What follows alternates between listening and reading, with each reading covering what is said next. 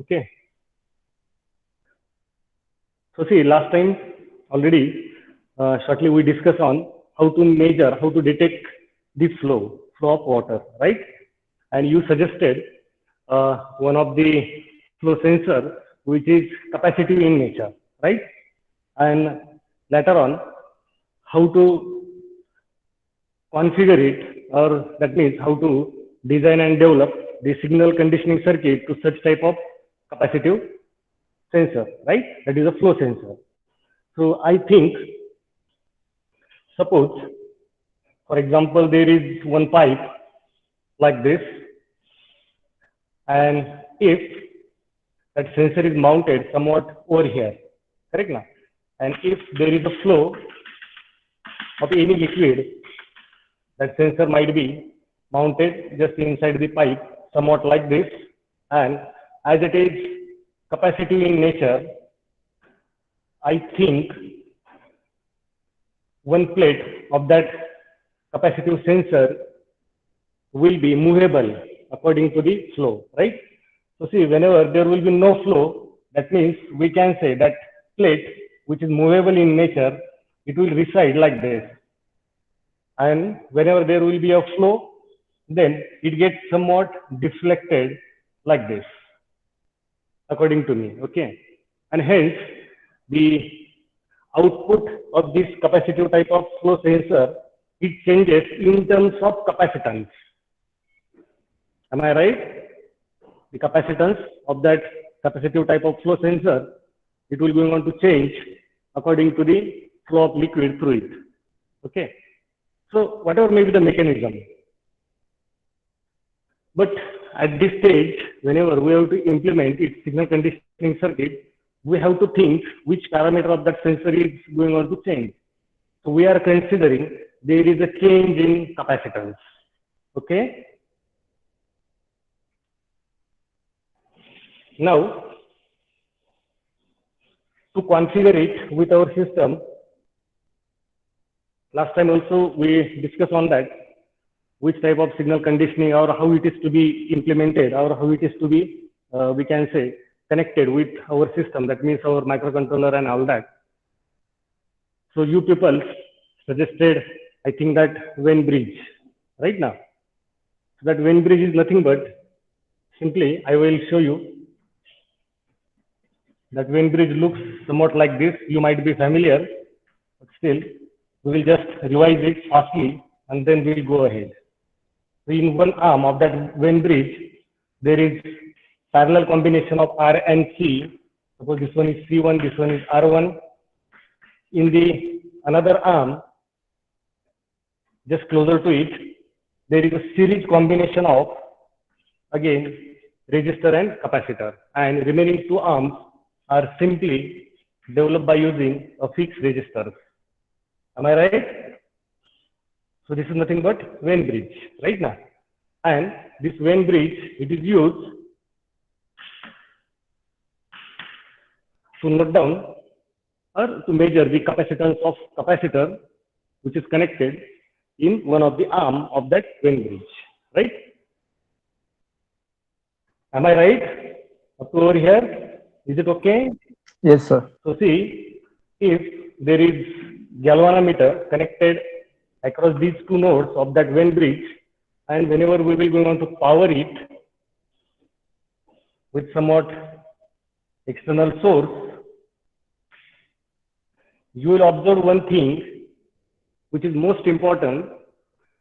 See, according to the frequency of this input signal, I can say, suppose this one is node A and this one is node B, VAB, that is potential difference across node A and B, that will be dependent on the signal frequency applied across this Venn bridge. Are you agree with this? This is Yes, nothing, sir. Yes, sir. nothing but what? Our V in, right now. Up to our previous discussion, previous implementation, we never considered that AC signal, right now. Whatever signals we consider, sensing signals, almost all are DC in nature. But in this case, you can also highlight the applied input signal to the Venn bridge, it should be the AC signal, right? Or you can highlight, you can note at your end to the Venn bridge DC voltage, applied DC voltage is of no use. Am I right? See, if it is a DC in nature, suppose I consider current flowing through this series connected arm is I2, current flowing through this parallel combination is I1, okay. Whatever may be the value of capacitances of these two capacitors, if this signal is DC in nature, no current will going on to flow through the series combination of R2 and C2, because as the applied voltage across that Venn bridge will be, suppose DC voltage, then in that case, capacitor C2, it will go on to offer the infinite reactance. Am I right?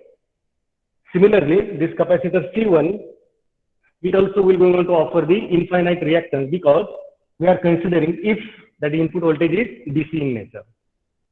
Agree with this? And Yes, sir. And this VAB, that will be dependent on only on the amplitude of that applied DC voltage, nothing else, right? Because no I2 will go on to flow, this branch will continuously act as an open circuited, right now. And VA, it will be by applying that voltage divider and network analysis, you can easily determine the value of that VA, and it will remain constant until you will go on to change the amplitude of that applied DC voltage. So what is the conclusion from this? Whenever we have to process any DC signal, this Venn bridge is of no use. For this Venn bridge, whenever you have to measure the capacitance, or if you have to measure the potential difference across these two nodes, the applied input signal, it should be a AC signal. Whenever you will go on to change its frequency, values of I2 and I1 will go on to change, right? Or another way, if you place any one capacitor over here, if you don't know the value of that capacitor, by determining or by measuring the value of this I1, you can decide the value of that connected capacitor or capacitance of that connected capacitor if the input voltage in terms of amplitude and in terms of frequency is constant. There are few formulas. By using that formula, we can easily determine how much will be the value of C1, how much will be the value of C2 and all that. From what? From the applied input signal frequency, right? So at this stage, instead of making somewhat complicated like this, I decided to use that capacitive sensor simply in voltage divider. So suppose there is one fixed resistor, for example, R is there, and in series of that R, if I connected that capacitive sensor, that is flow sensor. This is nothing but flow sensor, which is capacitive in nature, okay? Now, the sensor capacitive, as it is a capacitive in nature, here we can say it will not be an electrolytic capacitor. It will not go on to act as an electrolytic capacitor. It will be non-electrolytic or non-polarized, right now. So at this stage also, you have to consider this V in as AC signal, somewhat AC signal. You can't apply DC voltage over here because we are interested in what? This node voltage across the series combination of R and that sensor. This is nothing but flow sensor, which is capacitive in nature, correct now? So see, if DC voltage is applied again, right, as a V in, you will get always that VO as V in. It will not go on to change, right? Because that capacitor, it will go on to act as open circuit if this applied input signal is DC in nature, right now. So what we will do, we will consider that V in as a AC voltage. Is it okay up to this stage? Yes, sir. Okay. Now, for the capacitor, you might be familiar, capacitance of capacitor, that is C equals to epsilon into A divided by small d. This is the generalized equation to determine or to find out the capacitance of capacitor if you know all these terms. That epsilon is the permittivity of the material used between two plates of that capacitor. A, it is the area of that plates which are used in that capacitor, and D, it is the distance between two plates. Okay? Epsilon, it is what? The permittivity of material used. Which type of materials are used while manufacturing the capacitors between that two plates?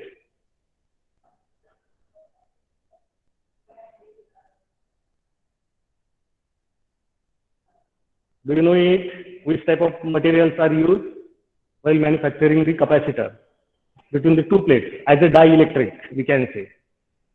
And that dielectric material will have its dielectric constant as well as its permittivity. Between that two plates, it may be a free space, no material is there, right now. So dielectricity constant of the free space is different, or there might be a ceramic material or polyester, etc. Is it? So these are the various manufacturing techniques. Depending on the quality of that capacitor, how much we require, accordingly that dielectric material change. Accordingly, its cost also gets changed. Okay. But at this stage, you have to remember the capacitance of capacitor, that is nothing but C equals to epsilon A divided by D. So epsilon, it is the permittivity of that material used between two plates. A, it is the area of plate, and D, it is the distance between two plates. Is it okay?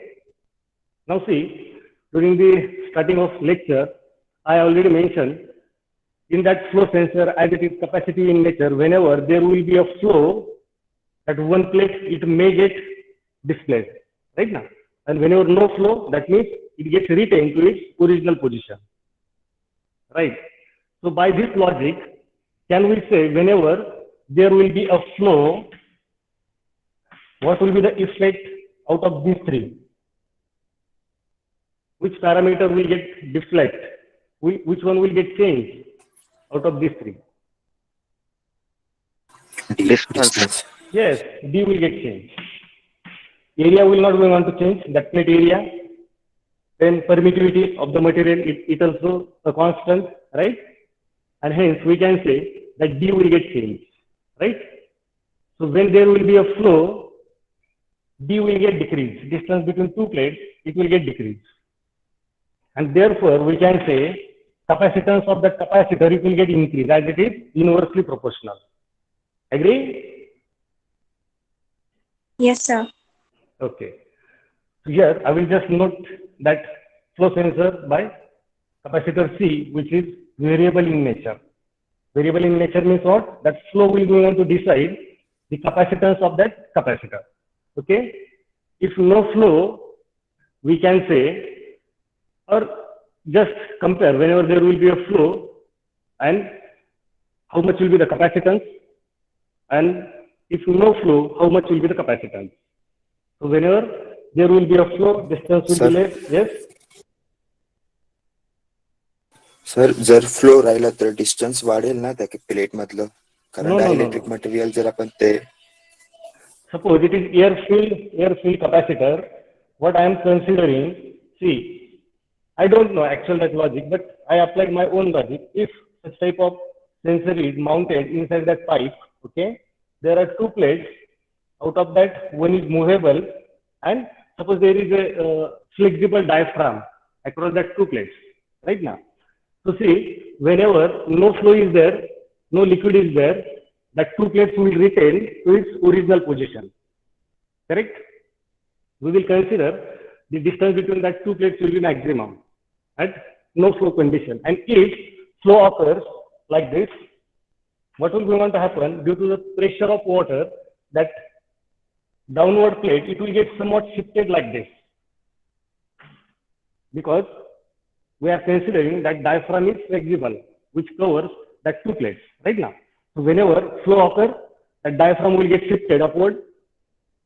With that diaphragm, that plate also will get shifted. I am considering like this. Okay. If reverse action is there, you can consider, no issue. This is only for your understanding purpose. Okay, I just taken it as a reference. No issue. Okay, only that somewhat logic it will get changed. How it will get changed, that also I will be going to explain right now. So at this stage, just consider if flow is there, distance will get decreased between two plates, and hence capacitance will get increased as it is inversely proportional, right? And if no flow, that means capacitance will be minimum. Right now, I am considering it like this. Whatever exact operation is there, you can take that logic also, no problem. Okay? If no flow, capacitance will be how much? Minimum, na? Is it Yes. okay? Is it okay? I am considering Yes, sir. this logic. That's all. You can take it inverse also, no issue. Okay. While implementation, you have to just change that logic. It will not going on to affect much more. Okay. And if flow is there, we can say the capacitance will be maximum. Okay. Now at this stage, I will directly take some values. Minimum capacitance if it is 0.1 microfarad, right? And when flow occurs, that capacitance, suppose it becomes 10 microfarad. Got it? At your end, note down these two values. 0.1 microfarad at no flow condition, and if flow occurs, then the capacitance of the capacitor, if it becomes as a 10 microfarad. This is my consideration, remember again. Okay, you can take it inverse also. If such type of sensor is there, if you have studied it, then no issue. By no flow, if the capacitance is maximum, and with flow, if the capacitance gets decreased, that can also you use. Okay, so is it okay? Up to this my consideration. Yes, sir. Yes. Okay. Now I will consider this input signal frequency as 50 Hertz. Right? Amplitude also we have to consider. See, as we prefer throughout our design, almost 12 volt DC voltage. That means we will require 12 volt regulated linear power supply. Right now, by using that 7812, as we prefer op-amp almost throughout in the signal conditioning circuits. That means you will require dual power supply, that is plus minus 12 volt, by using 78 and 79 series. Okay. So to power that 7812, I think we already done that calculation. Which step down transformer we required?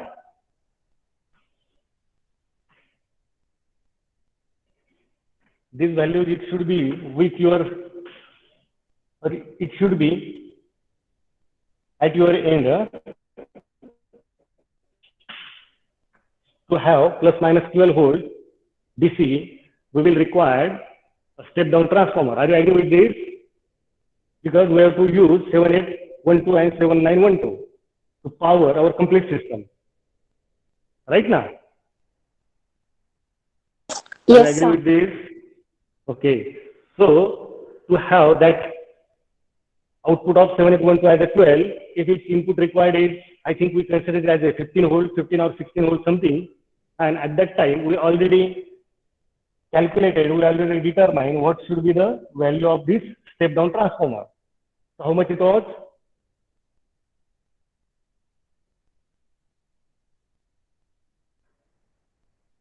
Just check it at your end. It is there with you. I know it.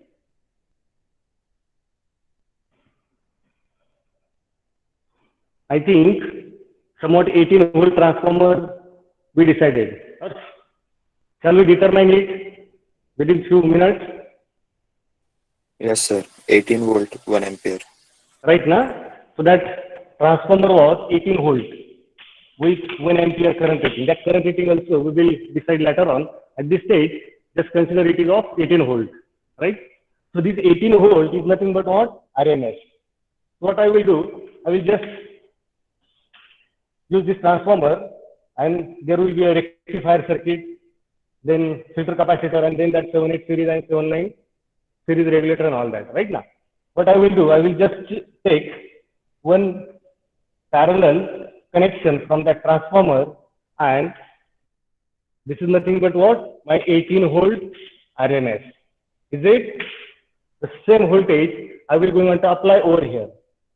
That is 18 volt. Is it okay? So this is 18 volt RMS, means the frequency is 50 Hertz. Agree? Yes, sir. Is it okay? Yes, sir. Okay. Now, first of all, just let me know if, first condition, if, according to my these considerations, if no flow is there,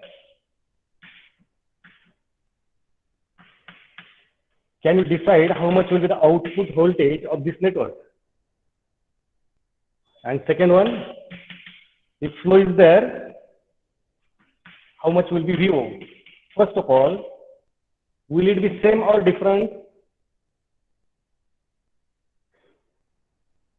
Different. Different. Then and then there will be a use of this network, right now. So this should be, or these two values, it will be different. So can you determine that VO during no flow condition and whenever flow is there? Yes, sir. Okay, consider this R as a 10K. If this resistor R is of 10 kilo ohm, this is the consideration. So just let me know how much will be the output voltage, VO. So to decide that VO, first of all, you have to replace this capacitor by its reactance. Right? This is nothing but what? XC. And this XC will be different for what? No flow condition and whenever there will be a flow. Agree? So I will consider during no flow condition the reactance offered by that capacitor as XC1, and whenever flow occurs, the reactance offered by that capacitor as XC2. Whenever, because already we consider all these things and you are agree with it, that's why. Whenever no flow will be there, the capacitance of the capacitance of that sensor, it will be different, and whenever flow will be there, the capacitance of that sensor, it will get different. Right now, are you agree with this? So during no flow condition, we consider the capacitance of that capacitor, that is nothing but this capacitance offered by that sensor. If it is 0.1 microfarad, this is my consideration. I will just highlight it. If there is network issue, you just note down at your end. Okay, because my audio is proper, I think so. Right now. So during no flow condition, the capacitance offered by the sensor is 0.1 microfarad, and when flow occurs, the capacitance offered by that capacitive sensor, it is 10 microfarad. Noted?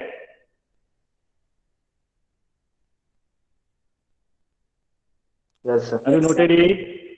Okay. So see, during no flow condition, can you determine the reactance offered by that capacitor, which is of 0.1 microfarad? That is our consideration. Yes, sir. Okay, how much it will be? Determine it. That XC1 is nothing but 1 upon 2 pi FC1. Okay, or you can just take it as C. XC1 equals to 1 upon 2 pi FC.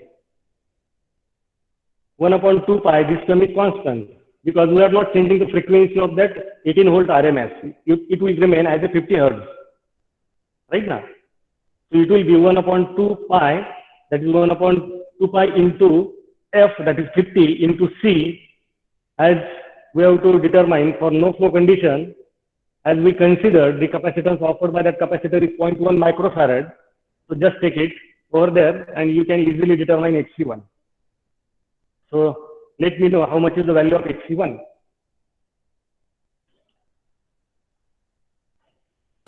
$31.83 kilo. How much? 31.83 kilo. 31.83 kilo ohm. Okay. And for second condition now, when flow occurs, the capacitance of that capacitor, we consider it gets increased to 10 microfarad, and therefore the reactance offered by that capacitor during that second condition, again that is 1 upon 2 pi Fc, which is equals to 1 upon 2 pi into 50 into C, that is 10 micro now. So how much it will be?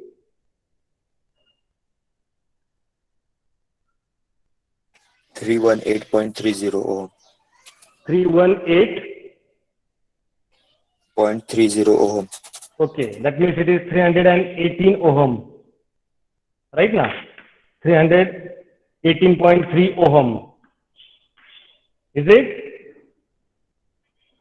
Yes, sir. Okay. Now determine that VOs. If no flow is there, how much will be the output voltage? And if flow occurs, how much will be the output voltage? Now so simple. That is 18 into, for first condition, 18 into 31.83 K divided by 41.83 K. That is R1 plus R2 as per our voltage divider rule.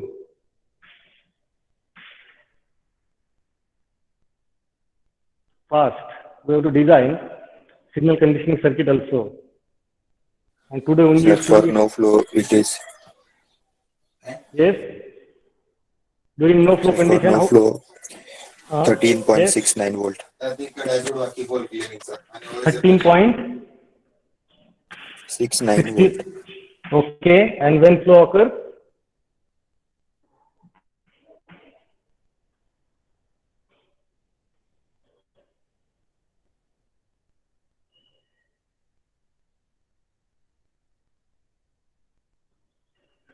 Zero 0.55 volt. Okay. It will be only 0.55 volts. Have you done it properly? I don't know value, huh? Because during our practical session, today only we have to check all these things. So remember and note down it properly at your end. Okay. Now, see what is the nature of these two voltages during no flow condition and when flow occurs. The nature of that output voltage or that signal VO, I can write like this.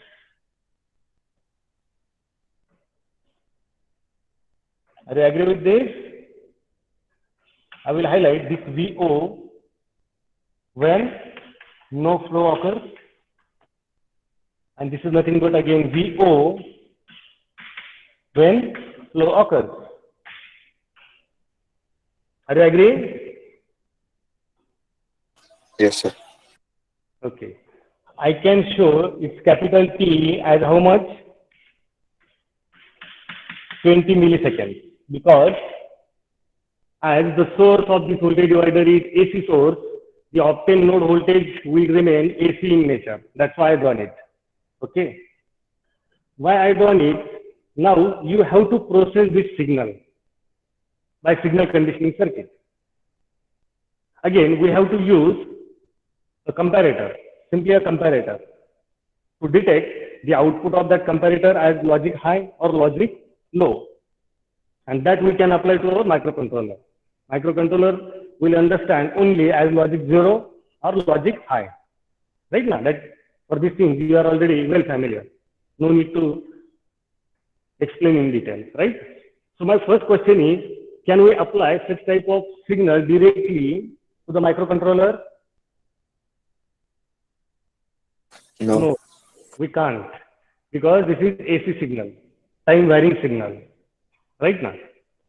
So what to do now?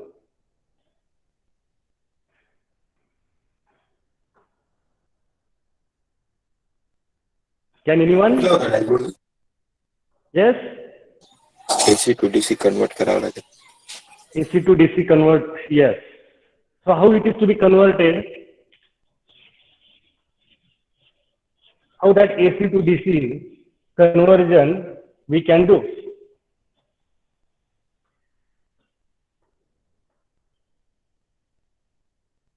No one? Rectifier. Can we do the rectification of this AC signal? Yes, sir. by using rectifier. So simple. Okay. Now, looking towards these two signals as well as the values, whatever you given to me, can we really rectify these two signals? First one is somewhat easy, but what about second? It is of only 0.55 RMS, 0.5 volt RMS, or you can take it as 0.6 volt RMS, right? So my question is, can we really rectify the second one? Yes, 0.3 चा voltचा diode वापरला होता. Okay, 0.3 volt, that means germanium diode. Okay. How you are directly saying 0.3 volt? Are you considering this one directly as a 0.55? And are you correlating it with the diode voltage as 0.6 or 0.7 volt?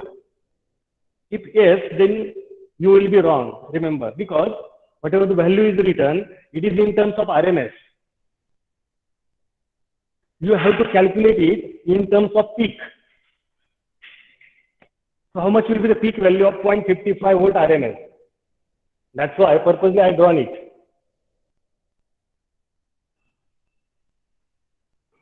.55 volt RMS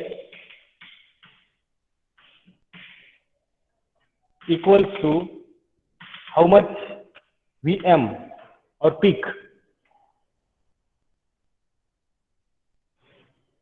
VRMS equals to VM by root 2. Therefore, VM equals to root 2 times of how much? 0.77. Okay, 0.77 volts peak. Now see.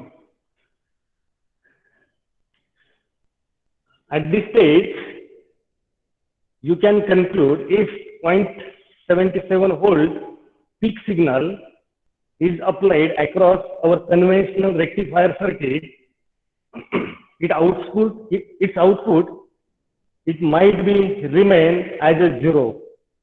That means our conventional rectifier circuit will not going on to rectify such type of peak signal properly. Are you agree with this?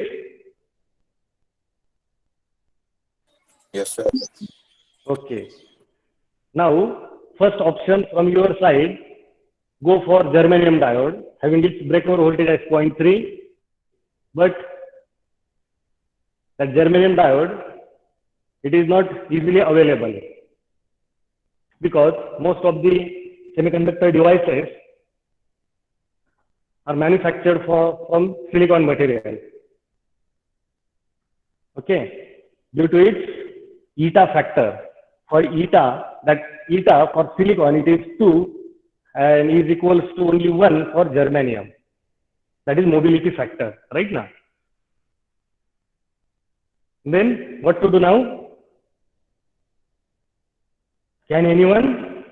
You already learned this application during the last year. Shall I give the hint?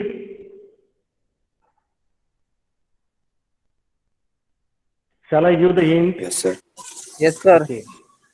You might have studied one of the rectifier circuit based on op-amp. What is the title of that rectifier?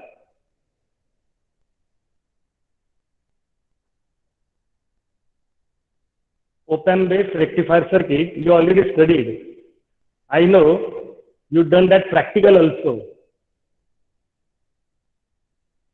What is the name of that rectifier?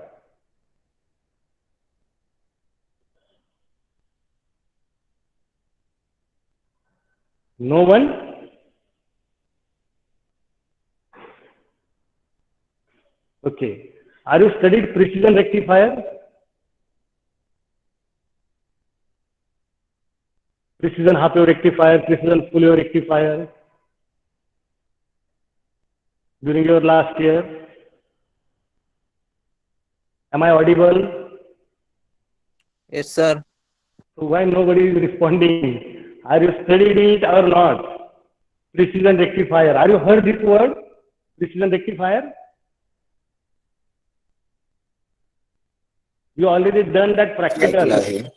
You Sir, done त्याला that super practical. diode, Yes. super diode, it is also called as super diode. Super diode. Okay. But the title of that topic was, I know it, it was a precision rectifier using op-amp. Right now? Half wave Yes, sir. precision rectifier, full wave precision rectifier. Why it is known as a precision rectifier?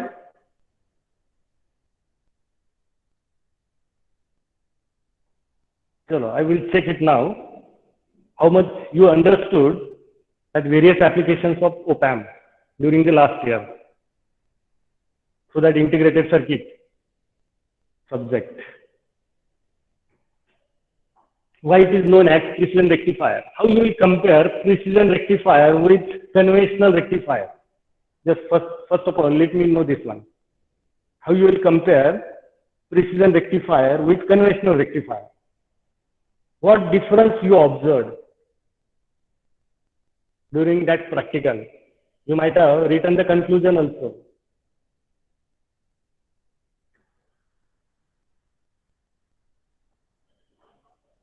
Okay. Again, I will give the hint. You might have written in the conclusion of after that practical like this: precision rectifier can rectify the signal having its amplitude less than 0.7 volts. Yes, precision rectifier can rectify the AC signal having its peak amplitude below 0.7. Right now. And the obtained output, rectified output, pulsating DC, have the amplitude same as that of peak amplitude of AC.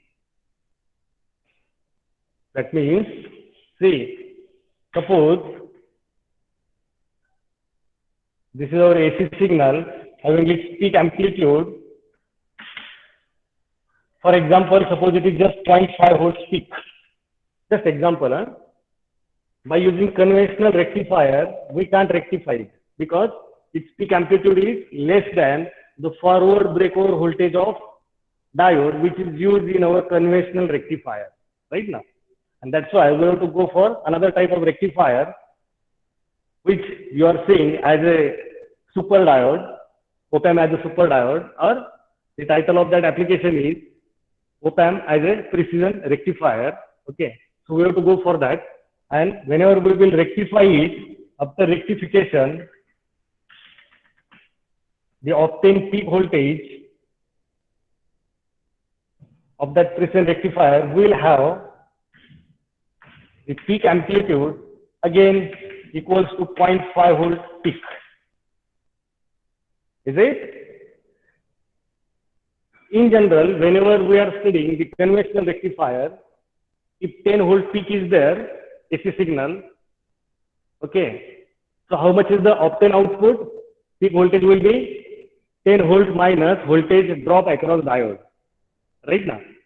That means the rectified output by the conventional rectifier have its peak amplitude less than that of peak amplitude of AC signal, almost by 0.7 volts.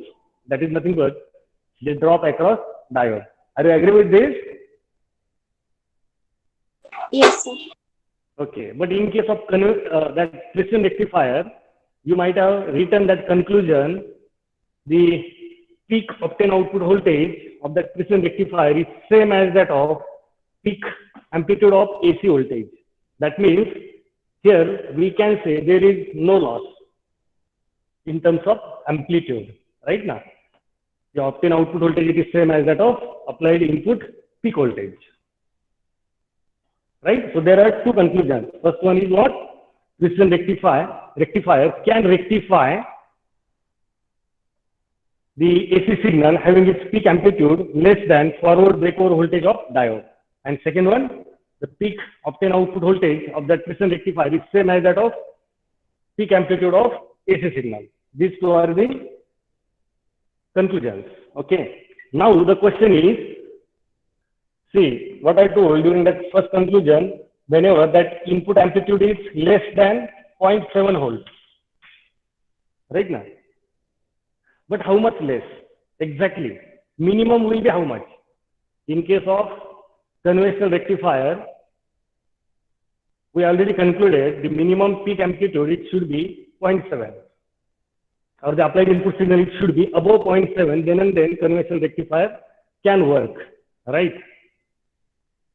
Similarly, here we mentioned that first conclusion, precision rectifier can rectify the signal having its amplitude below 0.7 volt, but my question is, minimum how much?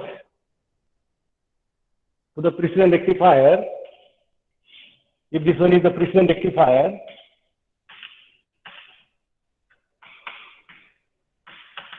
its input Vin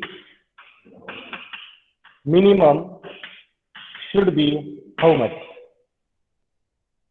We know even if it is less than 0.7, it will go on to rectify. Right now, below 0.7. But again, there will be somewhat minimum level. Or if I ask if the input voltage is 0.3 times 0, 1 volt peak. Okay? 0.3 times 0, 1 volt peak. That means 0.1 millivolt peak AC signal. Can our precision rectifier will go on to rectify it? Question mark.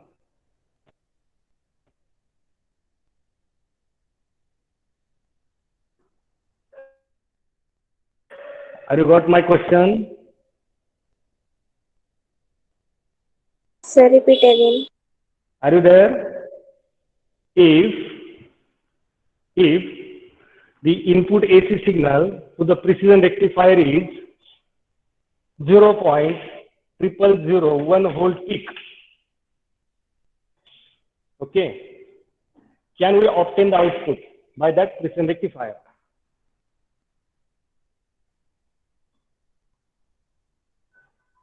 Can anyone?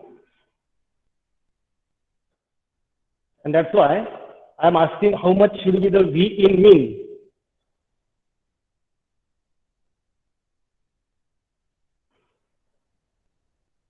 No one?